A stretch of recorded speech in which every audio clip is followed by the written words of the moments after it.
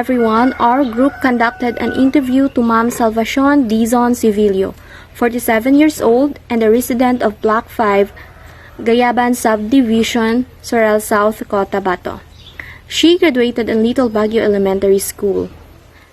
She finished her secondary school at Libertad National High School and finished her college with the degree of BS Education major in Mathematics at Notre Dame of Marbella University in 1996. Then, she finished her master's degree at Ateneo de Manila University. Now, she is 1 year in service as a school head of Lamluma Extension. But before that, she taught in Tiboli National High School in 21 years as math teacher, 1 year in Libertad National High School as STEM teacher, and 2 years in Tapok Integrated School as school head. Good afternoon, ma'am. I am Cecil Evangelista, and we asked permission from you yesterday for this interview, and we are so thankful that you responded with no doubts.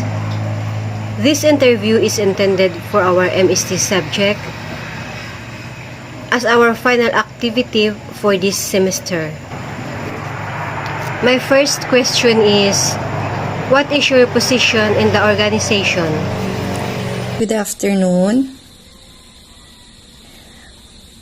My current position in the organization is that I am the teacher in charge of the school.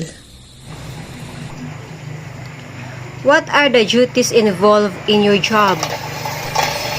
The duties involved in my job that I am the in charge of the teachers and the school as a whole, the management of the school as a whole.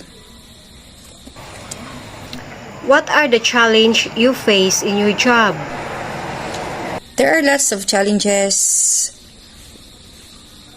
related to my job, especially the distance of the school from my house or my residence. Also is the trail of going to school and the community itself, the lack of the classrooms and lack of teachers in the school. How do you think this job will change over the next decade? Even there are lots of challenges along the way, but I am hoping for the next 5 years or 10 years, the school will improve and there are lots of development in the community already. People there will be educated, especially the children. What is the salary range of people working in this kind of job? The salary range of the teachers in the organization at present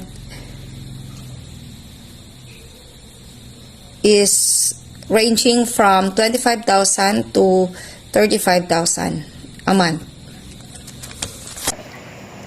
What is the name of the organization where you work? Give a short description what the organization does. Our organization, we are under on the Department of Education.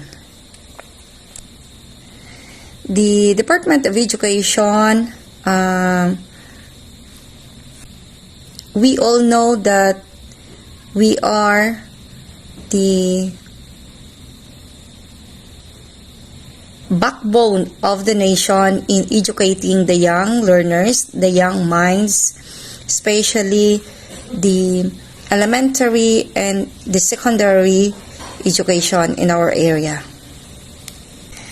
In the Department of Education as a whole, it's a big organization. But in our school, since we are a small school or an extension school, we are six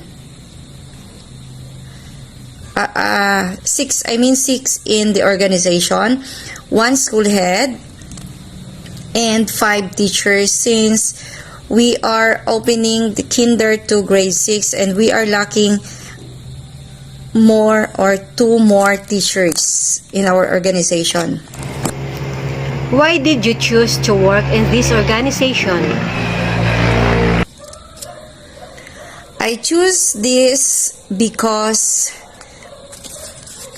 I love children, I love to teach, I love to help people, especially the least privileged people. After school and career pathway, why did you choose this job or the pathway to your current job? I choose this kind of job or my career pathway because for a change also that I've been in the teaching position for almost 25 years. So I changed my career pathing into administrative position because I am thinking that I can help more, I can do more in my ability and capacity as administration if I will be in the administrative position. What advice would you give to students choosing their school subjects now?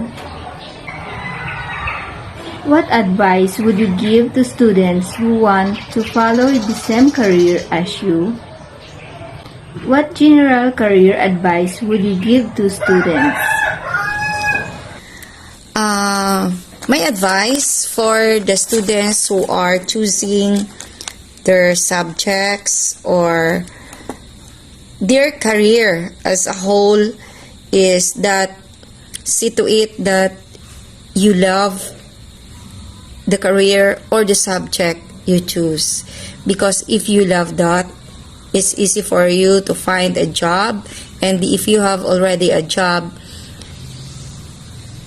you will be it's easy for you to go with the people around or to your workplace. It's easy for you to accept whatever things may happen in the long run while you are seeking or you are in your job already, because that is your line or that is the things that you love. So that's all, and thank you.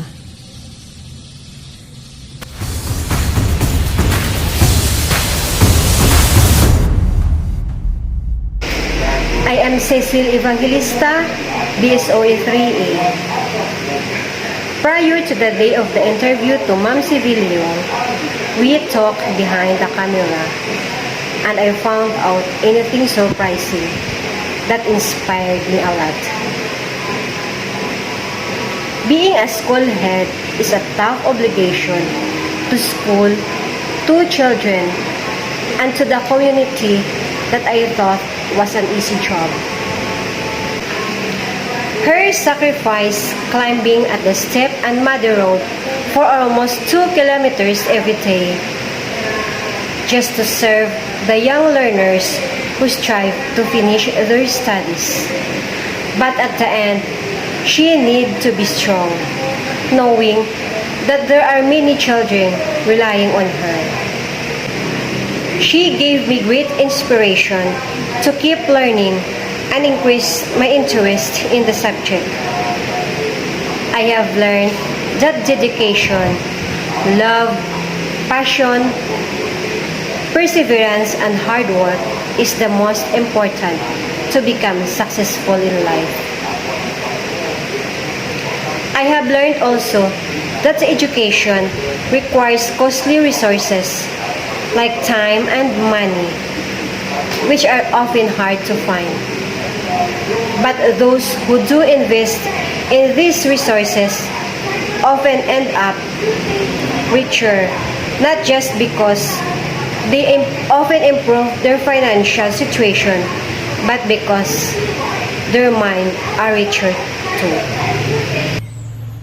Hello, I'm Sharon De La Cruz, and this is my reflection to our activity.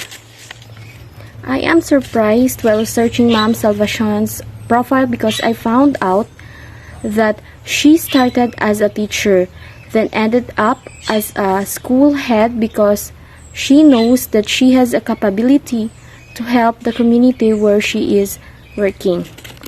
The most interesting thing that I have learned from the person we've interviewed is that we must choose the career we love so that everything will be easy for us.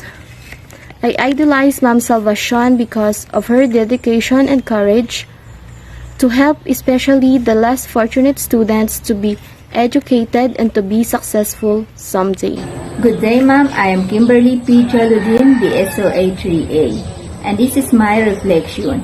As a student, I find out of the teacher that we interviewed is that the dedication to educate every student and to help them learn more.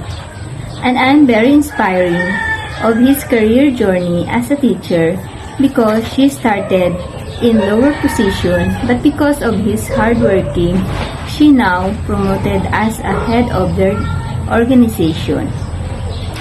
The most interesting that I learned from Madam is that your chosen career is what you want, so that you can easily finding a job someday.